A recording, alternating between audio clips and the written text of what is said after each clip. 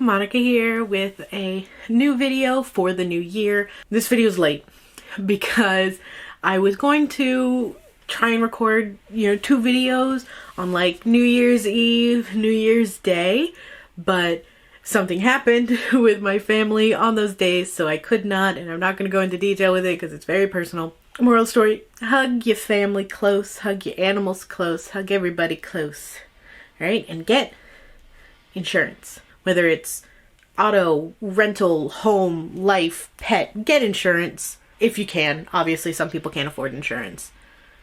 But if you can, get it. I'm recording this in like the middle of the first week. It's like the 4th of January. So I'm going to try and crack like 2 or 3 videos out today. So that way I can put stuff out for the month of January.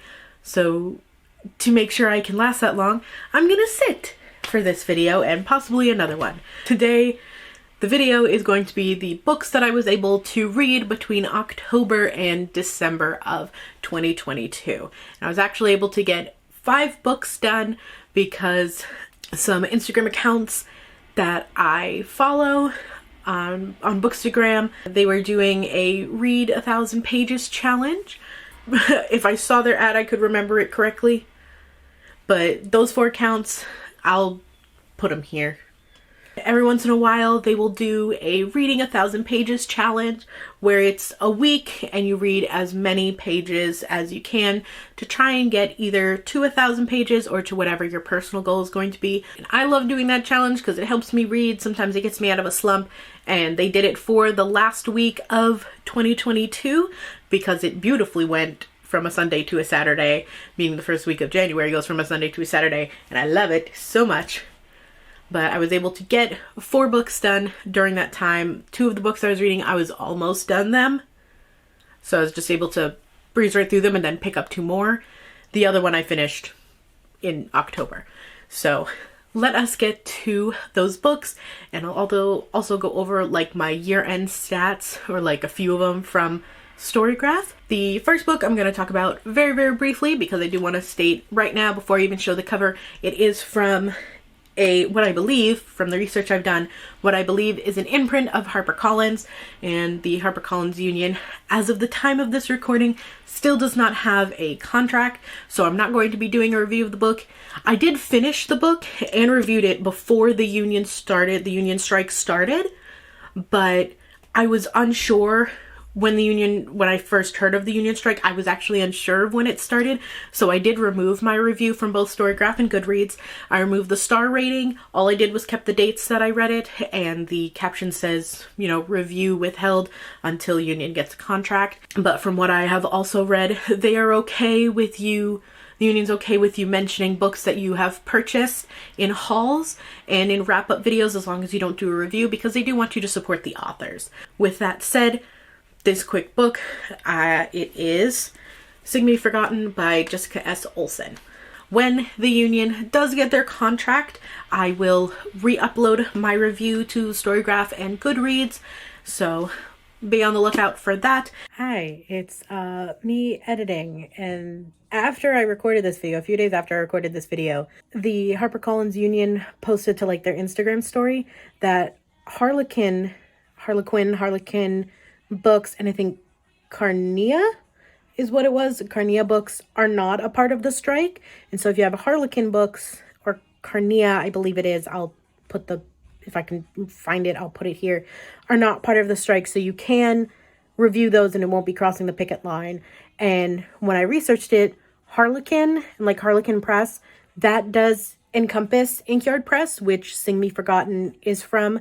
So from them, it is not crossing the picket line, so I will be posting that review now. The next book I was able to read between October and December is The 13th Tale by Diane Setterfield. And this one, I wanted to like it more than I did. It seemed very interesting, of this young girl who is requested by this very well-known but reclusive author, Vita Winters. Margaret's the main character. She's asked by Vita Winters to come and write her biography, which has never been written before, and it's essentially her missing 13th tale that she never published. And it was this whole mystery in her life. And so it follows Margaret actually like staying in Vita's house, getting her story. And so you're learning her backstory from when she was a child. I loved the concept. And while I was reading it, or the main character, Margaret, she is a twin. Sadly, like they were conjoined twins and they had to be separated and her twin didn't make it. But it's still a twin and it was a big part of her personality in the book. And I'm a twin. And the story of Vita Winters centers around twins as well. So that was really fun. But I didn't like the book as much as I wanted to.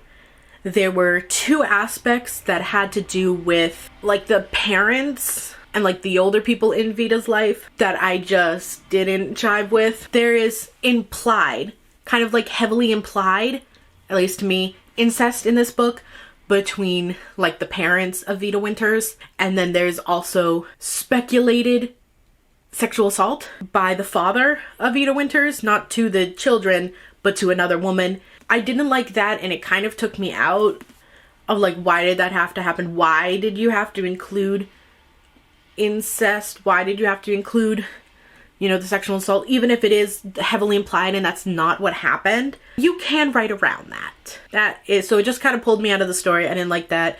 In the beginning, I felt Margaret as a character was a little stuffy. So it was a good story. I liked it more towards the end when it was getting to like the true mystery and it was like, who is this woman? Which person in the story that she was basically telling, the author was telling Margaret her, you know, whole life story in third person almost. Saying, oh, and then this person did this and this person did this, and never really used like I or me when she was retelling. So it was like trying to figure out like which person in the story is she? So that was interesting at the end to find all of that out. I actually was like, oh, like I remember, you know, being shocked at the actual answer, but that was really it. It wasn't necessarily a saving grace towards the book, so I don't think I'm going to keep it. The next book that I read is actually a book I did not know existed until a few years ago. When I was a child, and kind of still now, I had a very big unicorn phase. And you know it's still here because as I think I was maybe 23 when I purchased this, when I used to work at a retail store. It's this cute little unicorn light, turn on, that changes color. It's like a night light. You can see it changing colors now. I bought it at my work. This is marketed for a child. My Aunt Rachel introduced me to a lovely little cartoon movie from the 1980s called The Last Unicorn. And she loved it. She actually saw it in theaters. It was one of her favorite movies. And I loved it, much to my mom's chagrin. My mom dislikes this movie. She doesn't like it. But I loved it and I watched it constantly. And as many times as I watched that movie, I never noticed, like, in the credits, like the opening rolling credits, that it said based off the novel by Peter S. Beagle. A few years ago, I realized that. I actually don't even remember when I realized it. Maybe it was when I saw it in the store. But I got The Last Unicorn by Peter S. Beagle, and I finished this book, and it was so fun and so incredible to actually read the book that the story was based off of and see how close it was to the movie, and also see the things that they didn't include in the movie. Like, there's a curse attached to this town and King Haggard's castle, and I loved that. I thought it was so fun in the book. I wish it had been in the movie. Stuff with Mommy Fortuna's Midnight Carnival. There was something in there that was not in the movie that I really adored. So very much love this and enjoyed that I picked it up. And when I told my aunt that I had this book, her and my cousin, who also both loved the movie, did not realize it was also a book. We have all watched this movie multiple times. Cosplayed Molly Greer as my first, like, true ever cosplay last year. And I did, you know, it took me a while to realize it was a book. Either when they come back up to New Hampshire, I will let them borrow it, or I'll get them their own copies. I don't know. But definitely going to share this with them. And while adding it into the Storygraph, I realized that there is another story of The Last Unicorn. It's called like The Lost Tale or The Lost Journey. And the only version I can find, I'll show a picture here. This is the cover of it. It's like a 50th anniversary edition or 70th anniversary edition of the story. And on Storygraph, The Lost Journey is like 90 pages, maybe 70 pages. But the only copy of the book that I can find anywhere, it's like it has this book in it, but the story is different. So there is like a second Last Unicorn book. I just don't necessarily know how to find that second one, and I definitely want to. And also there's a 1.5, like Last Unicorn number 1.5 instead of 1 and 2 that you can find, I guess, on Peter's website. But when I clicked the link from the Storygraph, the website was like under construction, so I'm very sad because I definitely wanted to also read that. So I'm gonna keep my eyes peeled to find that Last Unicorn, kind of like the epilogue, and then figure out where I can find like the Lost Tale or the Lost Journey, so I can also read that, because it was like the unicorn in the modern world and she's traveling with a demon. But if you really like unicorns as an adult or young adult, I highly recommend this book. It may be a little too much for a child, so show them the movie like my aunt did. The next book that I read was Heartstopper Volume 1 by Alice Oseman. If you saw my book haul from August to November, you know that I purchased this as a gift to myself, and I made the comment that I might read it towards the end of the year since it was a graphic novel and I can get through those pretty quick. So I did decide to do that, especially during that reading 1,000 pages challenge, and I read this in 40 minutes. Didn't even take me an hour. Kind of upset with myself that I didn't just purchase the whole series. I'm going to try and get volumes 2 through 4 in my possession soon, because I loved how cute this book was and how the relationship between Charlie and Nick, it started off, you know, just as a friendship, and you could see it just grow throughout the years of their friendship, and then, you know, saw it kind of slowly develop over that little line of friendship. I really thought this was so cute. The characters were so fun, and for some reason it wasn't until I was like halfway through the book that I realized that they were in England and not the United States, because we have all boys schools and all girls schools in the US. So I thought it was just in the US, and then somebody was saying that they're like in Britain. I can't remember exactly where it is, but I just remember when I read it, I was like, wait, they're British? Or are they British? Or are they, because they play rugby? Are they Australian? Because Nick calls everybody mate? Now I'm confused. Now I don't know. But I also don't care. I think it's a cute story, and I'm going to try and get the next 3 volumes so I can read the rest of their story and then watch the Netflix show, because I feel like I'd rather just read all 4 of them than watch the show, because it's going to take the show so much longer to finish. Now, the last book that I read between October and December is The Guest Cat, and this is by Takashi Hirade. And this one is also a quick little book. I actually purchased this in June of this year, so it was featured in my January to July book haul that I got at a flea market for like $1. I didn't expect to purchase anything at this woman's table. She had like a whole table full of books. It was mainly kids' books. And I saw this one and I was like, oh, that's cute. I picked it up and I read the back, and then I just kind of went like this, which basically means I'm gonna buy it. If I hold something like this, if I'm at like a flea market or yard sale and I hold something like this, I'm most likely gonna buy it.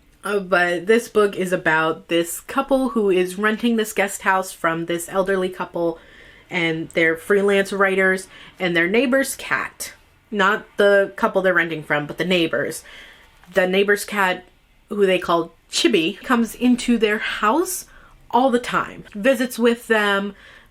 They started giving the cat food, and so you see how the introduction of this cat to their lives has changed them and their relationship, and when Chibi was taken out of their lives, how it affected them, and the long-lasting effects of Chibi on their life. I feel like this book is great for people who have maybe never had a cat, their own cat, or like a strictly dog person, to kind of understand the feeling.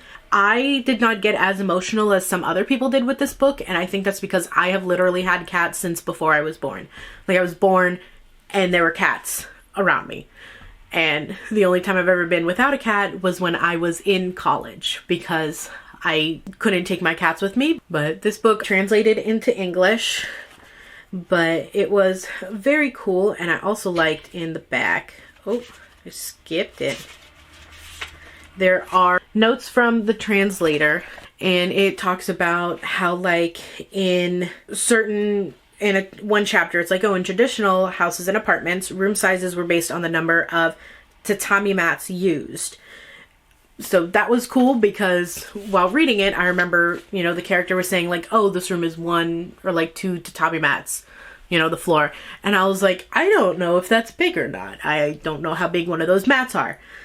I don't think I've ever seen one in person. Little things like that, where he would be referencing a date or a festival, and the translator would put, like, kind of the significance, like the historical significance of those time periods in the back of the book. So I think that was really cute and fun. So yeah, those were the 5 books that I read between October and December, and it brought my total books read in 2022 to 14.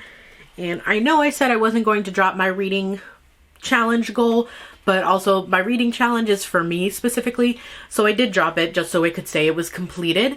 And so with this year, 2023 coming up, I will just be doing a challenge of 4 books, because I don't want it to feel like a burden on me, because reading is a hobby. It's something I enjoy. And so setting a challenge that I may not hit, even though in 2021, I think I read like 22, 23 books. You know, it's not always going to be like that. I'm not going to surpass my goal every year. I'm not going to, read a ton of books every year. I want to try to. So this year I am, trying to make reading a habit for like at least 15 minutes a day to see if that can help. But I read 14 books. With the last little stint doing that 1,000-page reading challenge, I was able to get almost 700 pages out of it, which brought me to a total number of 5,100 pages exact for 2022, which I love so dearly that it was 5,100 words. I love that so much. My average star rating for the year was a 3.9, which I think is very good with the way that I used to rate books, where like I would barely give books 3 stars, even if I didn't really like it. So I am definitely doing better with giving books like lower ratings. It really was, though, like kind of populated in the 3-star rating area this year, but I'm finding myself really reading a lot more books that I love and allowing myself to just rate books truly how I feel. And it's also arbitrary. Like, my star rating system is different from somebody else's. So oh well, but I find I'm happy with myself for being able to rate things lower and not rate things a 4-star just because I read it. One other stat that I liked was my most read author of the year, which was Taylor K. Mea with the We Set the Dark on Fire duology. I would also say that a tie would be there with Khaled Hosseini, because I did read The Kite Runner and I read part of 1,000 Splendid Suns, but because I didn't finish 1,000 Splendid Suns, they did not count that one on the story graph. I would kind of count it, but this was my most read author, and I only read 2 of her books. And I read a good number of authors that are new to me, and looking through my books, I would say like 50% of my books were diverse this year, which for me is a wonderful percentage. I'm definitely trying to up that percentage a little bit more and not just have books by white authors all the time, but having so many books that I have read this year be from diverse authors, I really like that for myself, and I feel it is bringing me in a good direction to continue to diversify my shelves more. Thank you for watching this video with me. I am very excited to get the next books coming out. I'm going to try and record my holiday haul soon, which it's really just a giant stack from Barnes & Noble with their 50% off hardcover sale. I will get that one up soon, as well as talk about my TBR for the 2023 year. So thank you for watching this video. I love to have a conversation with you guys in the comments about any of these books if you liked them, and any ideas in the comments, so leave those down below, and I will see you in the next video. A bientôt!